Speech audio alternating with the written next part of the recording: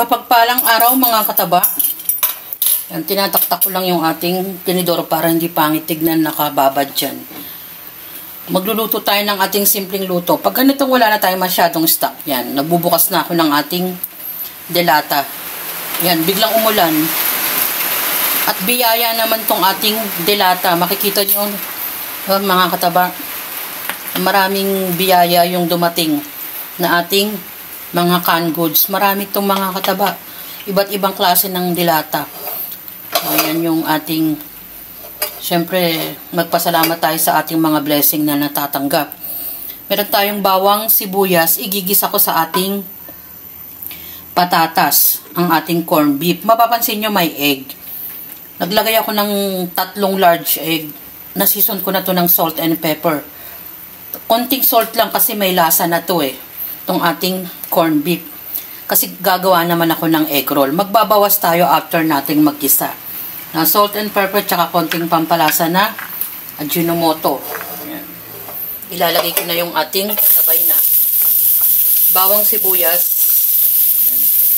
Kasi magmamantika din yung ating corned beef.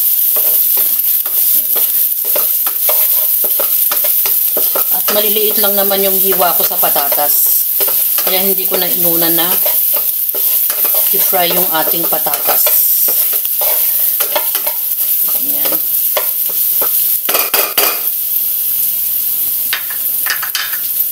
Tapos pwede na nating ilagay itong ating corned beef. Mga kataba. Ayan.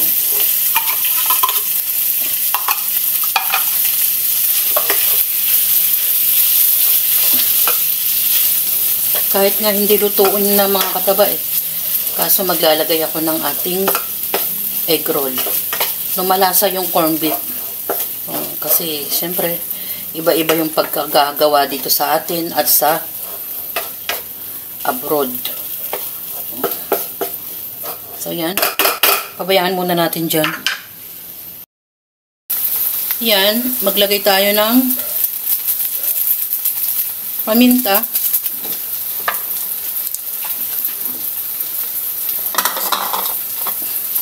At patatas. So, yan. Yung mini-mention ko, hindi na ako maglalagay ng asin at kung ano-anong pampalasa.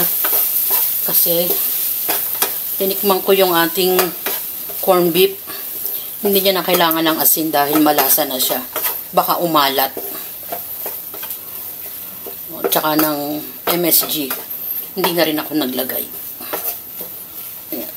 Kayo na yung mag-tansya kung anong klaseng corned beef yung gagamitin nyo. Ayan. Pabayaan lang natin. Yan. Naluto ko na yung ating corned beef. Ginisa lang naman.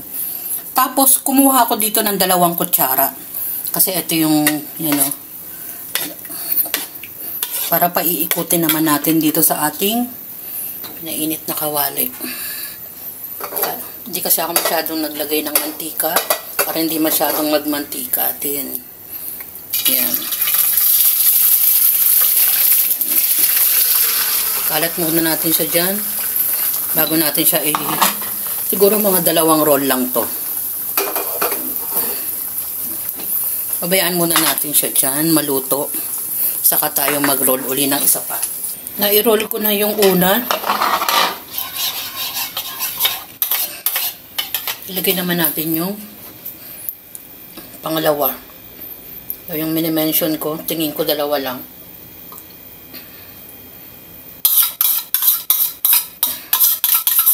Sapat na yung 3 itlog na malaki. Saka natin i-roll uli maya-mayang kaunti pag na-firm na yung itlog. Buti na lang meron tayong mga biyayang dumarating. Dahil wala na tayong stock, nagluto naman tayo ng corned beef. Blessing yung corned beef na yan, mga kataba, ibinigay sa amin. Maraming delata. Kaya nga lagi ako nagpapasalamat sa mga previous na vlog ko, mga kataba, sa mga biyayang aming natatanggap. Katulad niyan, libreng ulam na lang yan. At iginisa ko lang naman sa patatas. Hinaluan ko ng egg. Ginawa ko namang egg roll. Parehas lang ang laman yan, mga kataba. Ganyan yung mga diskarte sa pagluluto ni Mama Taba. Para naman hindi lang basta ginisang corned beef. Meron tayong egg roll, pero corned beef din ang laman. Diba? Yan ang ating simpleng dish ngayon. Mga bagay na dapat nating ipagpasalamat sa araw-araw na ating natatanggap. Mga unexpected na blessing, mga kataba. Enjoy, kumain, at maging masaya. Salamat sa panonood! At